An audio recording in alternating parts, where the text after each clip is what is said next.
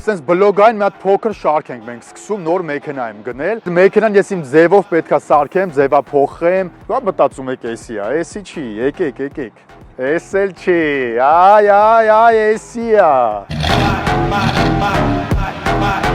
Նշեմ, որ իմ սիրած մոդելներից է, դե մեքենայի վրա շատ գործեր կան ու շատ գործեր ասելով, որ ես եմ ցանկանում իրան ձևափոխել։ Նայեք, բանտաժները ես կփոխեմ միանշանակ, ներսը գործ կանելու, նայեք, աբիվ կա, բան պետք է անեմ։ Բալոնի հետ կապված, այս բալոնը որոշել եմ, որ արդեն ծածկեմ, դե գազը չեմ անի, որովհետև 5-նոց մոտորը ամեն դեպքում բենզինով քշելը շատ ծախսատար կլինի, այլ որ տենց լավ